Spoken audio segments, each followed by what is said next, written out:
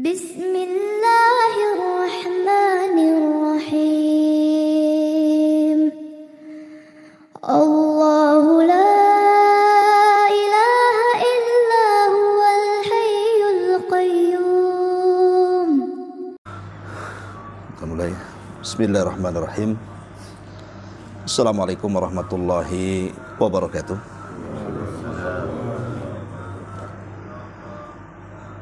Innal hamdalillah nahmaduhu hamdan katsiran tayyiban mubarakan fih kama yuhibbu rabbuna wa yarda. Asyhadu an la ilaha illallah wahdahu rabbi la syarikalah wa asyhadu anna Muhammadan abduhu wa rasuluhu alladzi la nabiyya ba'dah, amma ba'du. Alhamdulillah, di pagi hari ini kita bisa berkumpul di sholat hotel ini dan kita bisa melaksanakan sholat subuh berjamaah. Tak lupa salawat dan juga salam tentunya kita hadiahkan kepada Rasul kita, Nabi kita, qudwah kita, Nabi besar Muhammad sallallahu alaihi wa ala alihi wasallam. Ma'asyiral muslimin, ikhwan-ikhwan yang dimuliakan Allah Subhanahu wa taala. Nabi sallallahu alaihi wasallam bersabda, apabila datang di permulaan Ramadan, maka Nabi sallallahu alaihi wasallam mengumpulkan para sahabatnya, kemudian menghabar gembirakan dengan 3 perkara. Kata Nabi sallallahu alaihi wasallam, "Idza ja'akum Ramadan, futihat abwabul jannah wa ghuliqat abwabun niran wa sufidatis syayatin." Kata Nabi, apabila datang bulan Ramadan, maka pintu-pintu sorga semuanya dibuka. Kemudian pintu-pintu neraka semuanya ditutup, dan setan-setan diikat dan dibelenggu. Kenapa Nabi sallallahu alaihi wasallam sangat berbahagia apabila datang bulan Ramadan, dan kebahagiaannya itu sampai diluapkan di hadapan para sahabat? Karena kita tahu bahwa bulan Ramadan adalah satu-satunya bulan yang dimuliakan umat Islam. Karena dahulu orang-orang jahiliyah tidak mengenal apa itu Ramadan. Orang-orang jahiliyah itu hanya mengenal Ashhurul Hurum, bulan-bulan hurum. Dzulqa'dah, Dzulhijjah, Muharram, dan Rajab. Itulah yang dikenal orang-orang jahiliyah. Dan sangat diagungkan. Karena di 4 bulan hurum memang sejak zaman Nabi Ibrahim, bahkan sebelumnya, ketika Allah Subhanahu wa taala menciptakan langit dan bumi, memang menjadikan 4 bulan itu dijadikan bulan-bulan mulia. Tapi dengan diutusnya Nabi sallallahu alaihi wasallam, maka Allah Subhanahu wa taala pilihkan ada 1 bulan yang bobotnya melebihi 4 bulan mulia yang sebelumnya orang-orang jahiliyah memuliakannya. Itulah yang disebut dengan bulan Ramadan. Sampai Ramadan disebut Sayyidus Syuhur, pemimpinnya bulan-bulan. Makanya Nabi SAW sangat senang apabila datang bulan Ramadan. Dan kesenangannya juga ditampakkan di hadapan para sahabat dengan menyebutkan 3 keistimewaan. Apabila datang bulan Ramadan, semua pintu-pintu sorga dibuka. Apa maknanya? Para syurah al-hadis mengatakan bahwa maksud dibuka itu secara hakikatnya. Karena sorga itu kan memiliki pintu. Dan pintu sorga itu lebih banyak dibandingkan pintu neraka. Karena pintu sorga 8. Kalau pintu neraka itu kan 7. Kenapa dilebihkan 1? Supaya menunjukkan bahwa rahmat Allah itu lebih luas dibandingkan murkanya. Makanya dilebihkan satu pintu sorga itu. Jadi para syurah hadis mengatakan bahwa yang dimaksud dibuka ya dibuka, memang dibuka lebar-lebar. Tetapi sebagian syurah hadis juga mengatakan maknanya bukan dibawa ke hakikat, tetapi kepada makna majaz. Yang dimaksud dibuka pintu sorga di bulan Ramadan itu karena setiap kebaikan-kebaikan yang kita lakukan itu lebih mudah dilakukan di bulan Ramadan dibandingkan di luar Ramadan. Jadi ibadah yang kita lakukan di bulan Ramadan itu lebih mudah dibandingkan ibadah di luar Ramadan. Makanya kita lihat di masyarakat ya, kalau saya di Batam ini, tak tahulah di Singapura. Orang yang ke masjid di bulan Ramadan itu lebih banyak dibandingkan di luar Ramadan.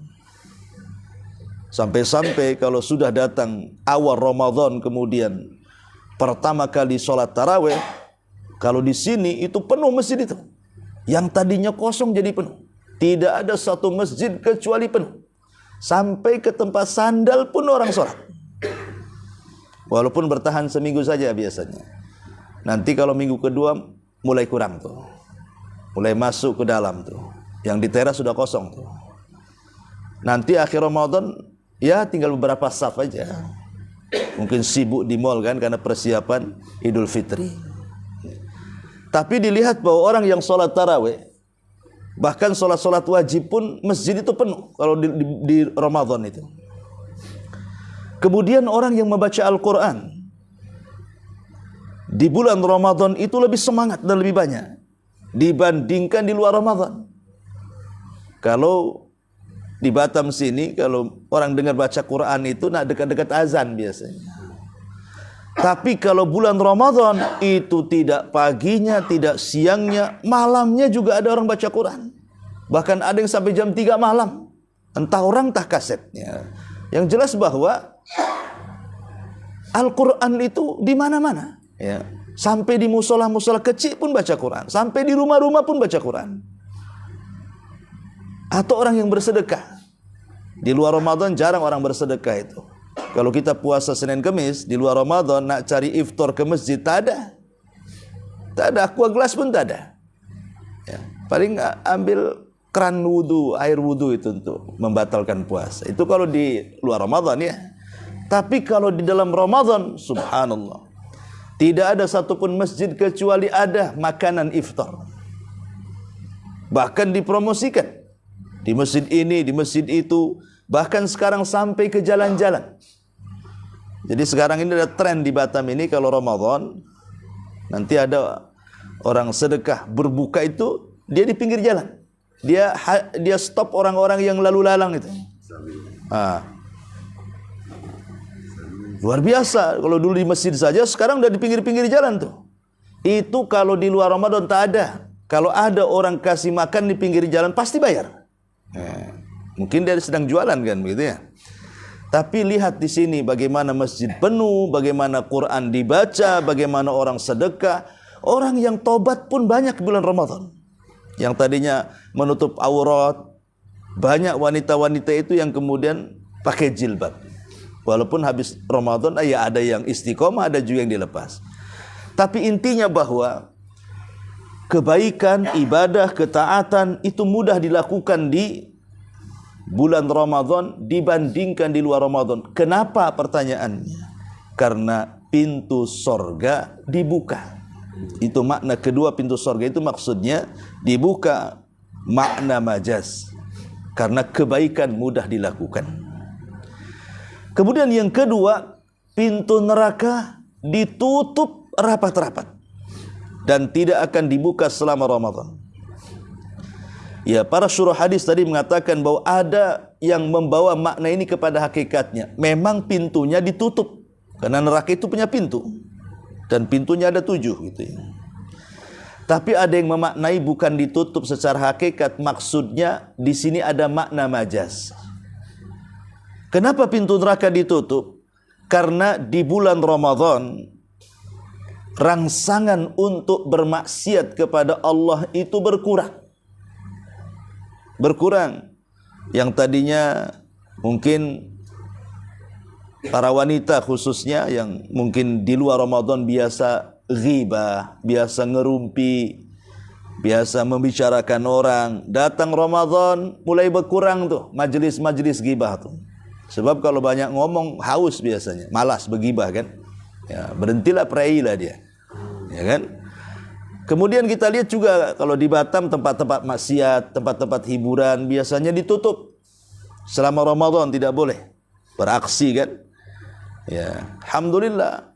Terkadang orang-orang yang ketika di luar Ramadan mungkin dia wanita yang tak bagus, ya. Kalau masuk Ramadan berhenti dulu tuh, dia puasa juga tuh. Preman-preman pun puasa kalau Ramadan tuh. Walaupun tak sholat, ya. Tapi dia puasa dia. Padahal kita secara Islam percuma juga sebenarnya puasanya kalau dia tak sholat kan begitu ya. Ya, tapi kalau di masyarakat itu udah bagus itu. Bahkan sebagian mereka ngomong, udah tak sholat masa tak puasa katanya. Kuadratlah saya dosanya katanya kan. Nah, tapi intinya bahwa kemaksiatan itu berkurang. Karena orang dibuat puasa, dan puasa itu memang seseorang bisa mengendalikan dirinya.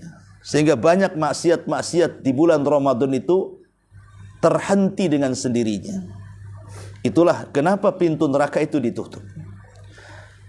Kemudian yang ketiga, wasufidati syayatin, dan setan-setan itu diikat. Ya, ada yang mengatakan diikat sesungguhnya. Tapi pertanyaan siapa yang mengikatnya? Kapan diikatnya gitu. Tapi ada yang memaknai bukan diikat dalam makna sesungguhnya, tapi maksudnya diikat itu karena gerak-gerik setan untuk menyesatkan Bani Adam di bulan Ramadan itu agak sulit. Ya, karena di bulan Ramadan itu kedekatan kaum muslimin kepada Allah jauh lebih dekat. Kemaksiatan pun mereka tinggalkan, sehingga mereka lebih dekat kepada takwa. Lah disitulah setan agak sulit untuk menggoda Bani Adam di bulan Ramadan. Makanya setan merasa terbelenggu di situ. Dari ini semuanya ada satu faedah besar yang kita bisa simpulkan. Apa faedah besarnya? Bahwa Ramadan itu adalah fursatun litaghyiri, sebuah kesempatan seseorang itu untuk merubah dirinya. Ini kesempatan bulan Ramadan itu untuk merubah, ya, supaya jadi lebih baik lagi. Coba kita renungkan hadis ini. Kalau seandainya alam sorga itu bisa berubah di bulan Ramadan dengan dibukanya semua pintu, alam neraka berubah ketika Ramadan dengan ditutupnya semua pintunya, bahkan alam jin dan setan bisa berubah, di mana mereka diikat dan dibelenggu. Bahkan dalam riwayat alam langit, pintu-pintu langit di bulan Ramadan itu berubah. Masa perubahan-perubahan alam itu tidak menjadikan kita berubah? Ya. Makanya Ramadan ini kesempatan kita berubah. Kalau alam sorga berubah, alam neraka berubah, alam jin berubah, alam langit berubah, kok kita tidak berubah? Jadi Ramadan ini kesempatan untuk merubah. Dari akhlak-akhlak yang buruk menjadi akhlak yang baik. Yang biasa berkata kotor di luar Ramadan, kita perbaiki kata-kata kita, ucapan kita, ya, yang biasa mungkin kurang dalam beribadah di luar Ramadan ditingkatkan kembali. Ini kesempatan kalau ingin bertobat, maka bertobatlah di bulan Ramadan. Kesempatan, ya, untuk menjadi istiqomah setelah Ramadan tentunya. Tapi jalan tobatnya itu bisa dilakukan di bulan Ramadan.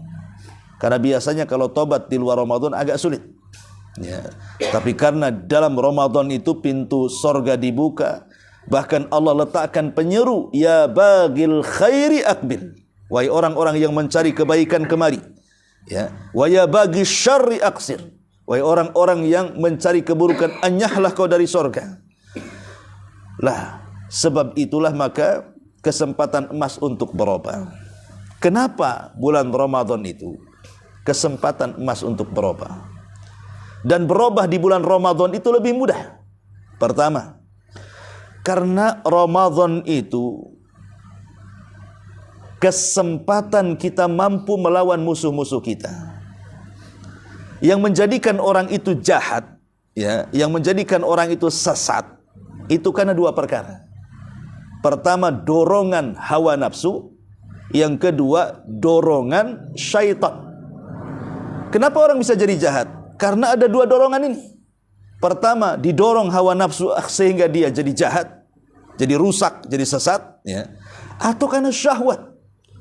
Dari syahwat ini jatuh ke zina, dari syahwat ini jatuh ke mencuri, judi, dan begitu seterusnya. Lah, dua perkara ini bisa kita lawan di bulan Ramadan.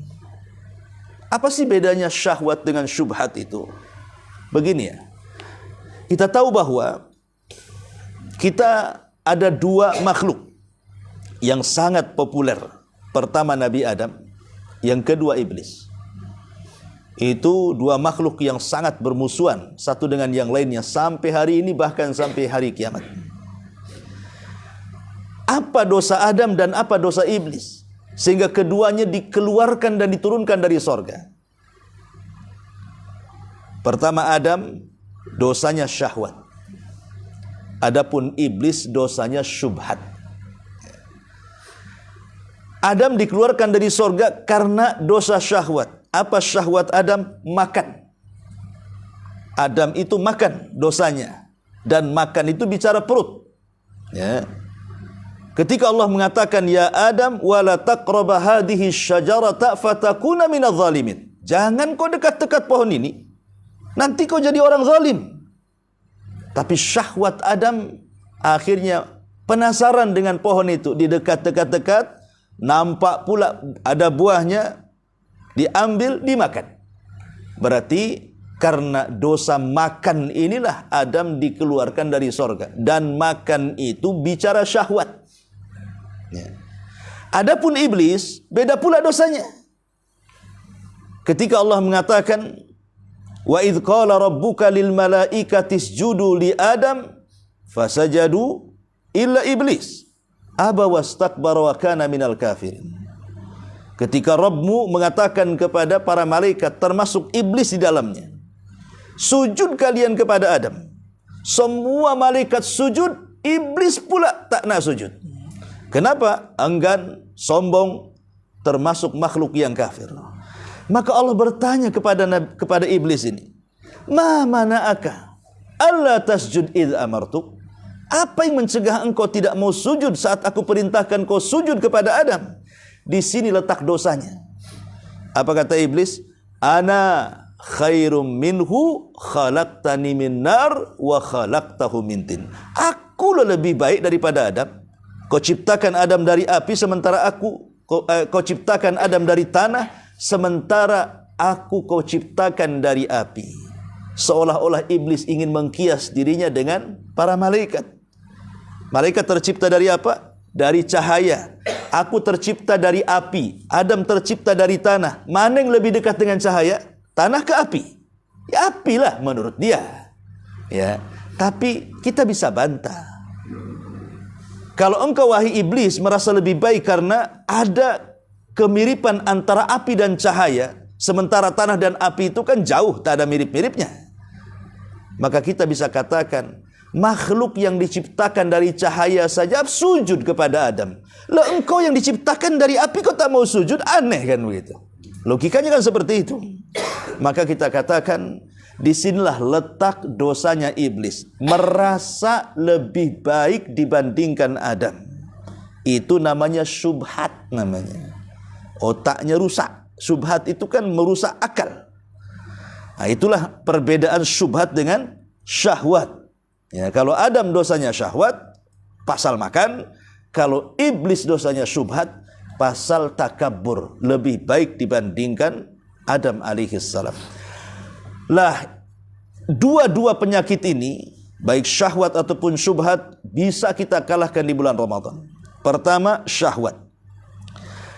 Pendorong syahwat itu kata Imam Ibnul Qayyim Al-Jauziyah rahimahullahu ta'ala, itu kan 4. Pendorong syahwat itu 4. Pertama, fudulu ta'ami wasyarab.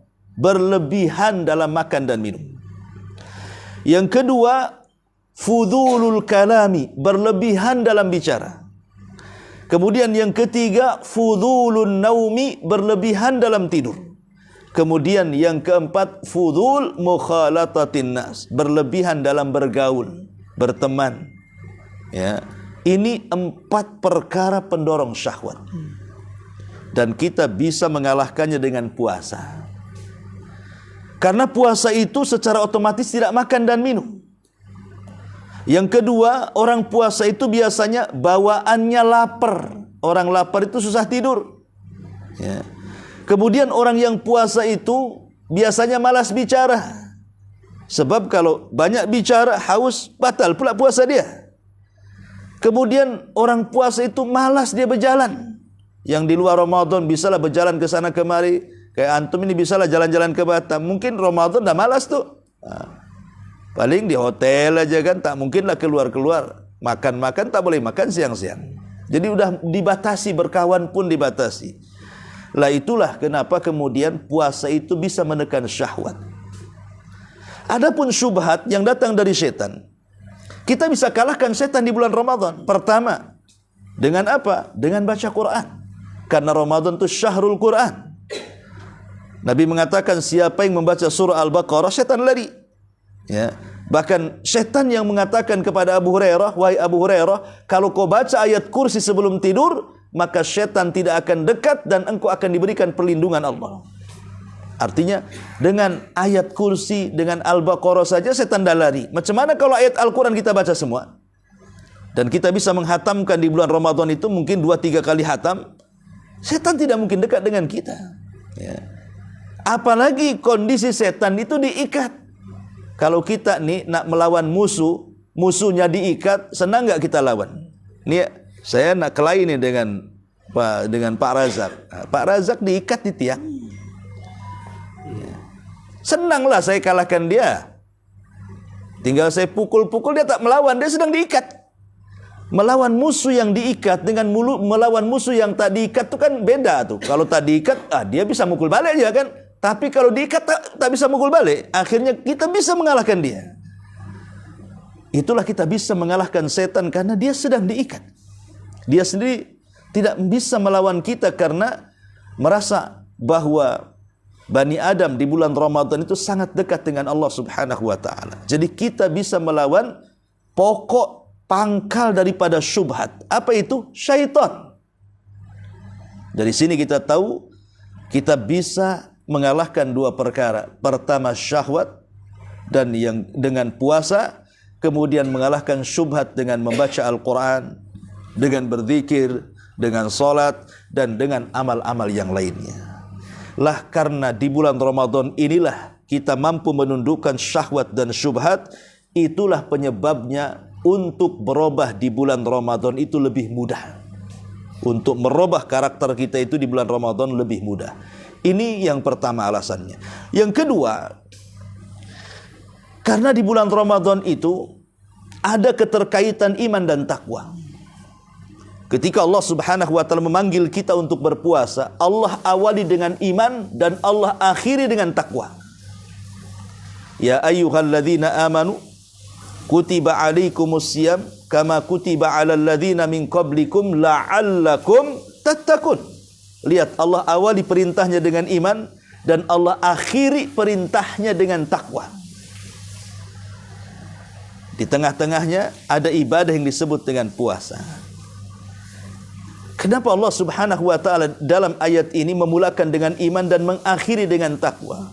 Karena iman itulah yang menggerakkan badan untuk melakukan ibadah, dan ibadah itulah yang menghantarkan kita kepada takwa. Kenapa kaum muslimin ketika diperintahkan puasa di bulan Ramadan, mereka puasa? Bahkan dalam kondisi tidak ada yang melihat dia, yang tahu hanya dia dengan Allah saja, tidak berani dia berbuka.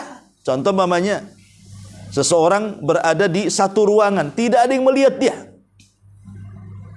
Kemudian di situ banyak makanan. Pasti dia tidak mungkin makan. Padahal tidak ada orang tahu. Ya kan? Enggak makan dia. Karena itulah pendorongnya iman. Bahwa dia sedang berpuasa, mau dilihat orang, mau tidak dilihat orang, saya tidak akan makan. Karena saya sedang puasa. Ya. Siapa yang mendorong kemudian dia tidak mau mengambil makanan atau minuman padahal tidak ada yang melihat? Iman yang mendorong dia itu. Lah karena iman yang menggerakkan badan sehingga dia berpuasa, akhirnya lahirlah sabar di situ, lahirlah ikhlas di situ, lahirlah syukur di situ. Itulah yang menghantarkan kepada ketakwaan kepada Allah Subhanahu wa taala. Karena takwa, kata Ali bin Abi Thalib, al khaufu minal jalil wal amalu bit tanzil wal qanaa'atu bil qalil wal isti'dad li yaumir rahil. Takwa itu adalah takut kepada Allah, mengamalkan Al-Qur'an, qanaah dengan yang sedikit, persiapan untuk setelah kematian. Itulah takwa, kata Ali. Ya. Lah, inilah penyebab kedua kenapa di bulan Ramadan itu kita mampu untuk berubah. Karena Allah Subhanahu wa taala memberikan kesempatan seluas-luasnya untuk menggerakkan iman kita dan mengakhiri kita dengan ketakwaan kepada Allah Azza wa Jalla. Ini yang kedua. Kemudian yang ketiga, kenapa di bulan Ramadan kita ini mampu berubah? Ya. Karena bulan Ramadan itu syahrul Quran, ikhwan. Bulannya Al-Quran. Quran itu bisa merubah segalanya. Pertama kita lihat, coba kita urut ya dari atas. Allah Subhanahu wa taala ketika menurunkan Al-Quran turun kepada siapa? Kepada Jibril. Maka Jibril menjadi pemimpin para malaikat. Setelah kepada Jibril, kepada siapa lagi? Dari Jibril kepada Nabi SAW. Maka Nabi menjadi pemimpin para Nabi. Kemudian turun di bulan Ramadan. Maka Ramadan menjadi pemimpin bulan-bulan. Kemudian turun di malam Lailatul Qadar. Maka malam itu menjadi malam yang paling mulia. Kemudian turun di kota Mekah. Maka Mekah menjadi tempat yang paling mulia satu dunia. Kemudian turun di kota Madinah pula. Maka Madinah menjadi kota kedua terbaik setelah Mekah, karena dua-duanya tempat turun wahyu. Kemudian Quran turun kepada umat Islam, kepada umat Nabi SAW. Maka umat Nabi menjadi umat terbaik bagi seluruh umat-umat sebelumnya. Kuntum khaira ummah, kalian sebaik-baik umat. Dan ketika Al-Quran itu turun sebagai landasan agama Islam, maka tidak ada agama yang terbaik melebihi Islam. Inna dina indallahil Islam. Bayangkan, Quran memuliakan Jibril, Quran memuliakan Nabi, Quran memuliakan bulan, Quran memuliakan malam, Quran memuliakan umat, Quran memuliakan agama, Quran memuliakan tempat Mekah dan Madinah. Bahkan lebih daripada itu, kalau ada kertas, ada kayu, ada apa, kemudian bertuliskan Al-Quran, maka kertas itu bisa menjadi mulia. Kertas itu kan bisa jadi koran, bisa jadi majalah, bisa jadi buku tulis. Tapi kalau kertas itu bertuliskan Quran, tidak sembarang orang menginjak, tak boleh. Menyapu tak boleh. Jadi bungkus nasi tak boleh. Jadi bungkus kopi tak boleh. Kalau ada orang jual nasi bungkusnya Quran, viral tuh satu dunia. Oh, hebat kali tuh orang jual nasi bungkusnya Quran. Oh, bisa dihujat satu dunia kan begitu. Karena tidak selayaknya Quran di situ. Pasti kita akan ambil kertasnya, kita letakkan di tempat mulia. Kenapa kertas bisa dimuliakan? Karena ada tulisan Quran di situ. Ya. Artinya bahwa Quran itu bisa merubah segalanya. Sesuatu yang tidak mulia menjadi mulia. Bayangkan kalau kertas, apa bahasa Melayunya? Kertas ya. Ya kertas juga lah, apalagi ya, tak ada lagi bahasa selain kertas ya. Itu bisa mulia karena bertuliskan Quran.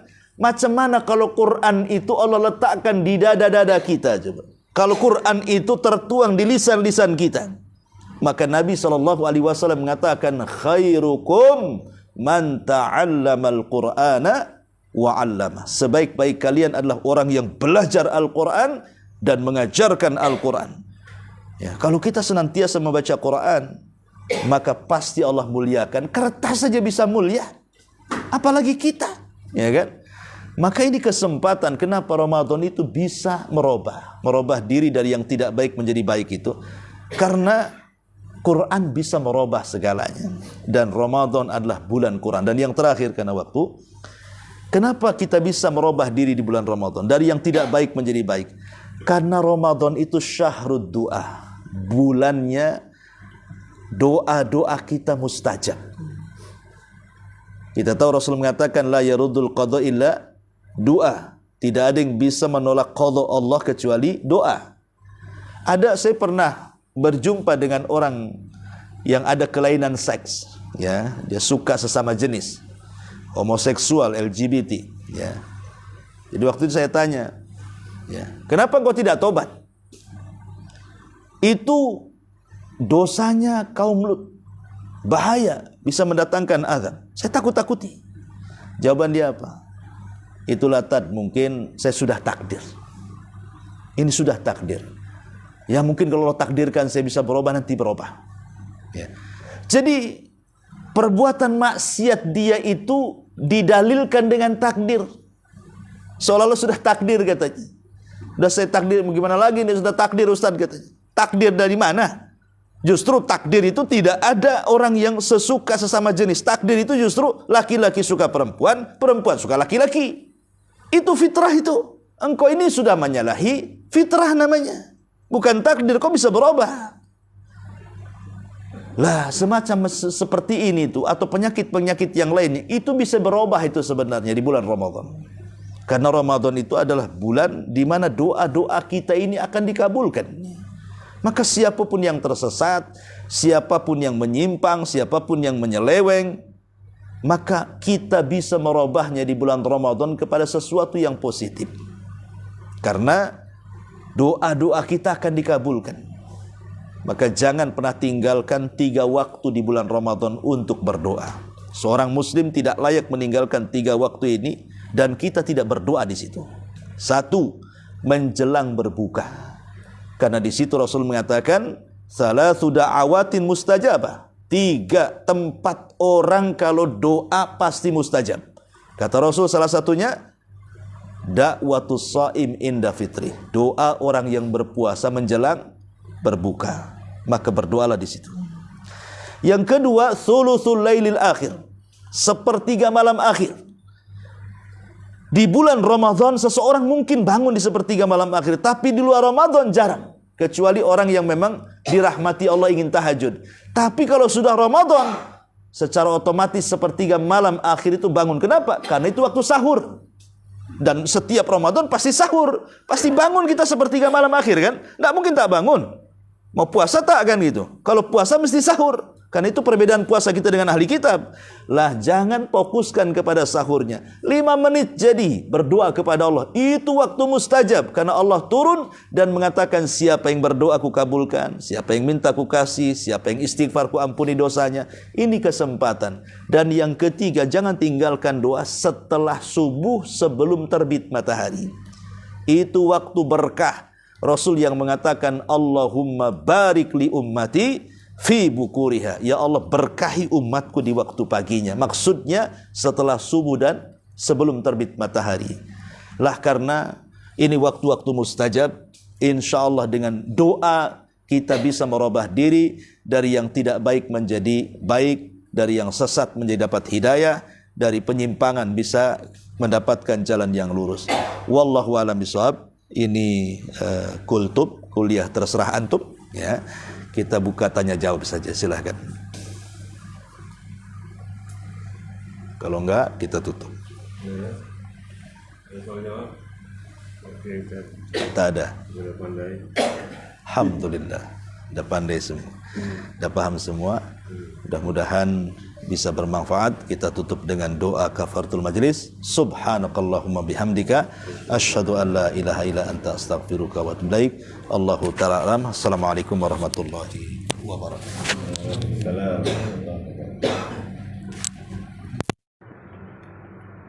Jadi, udah siap-siap.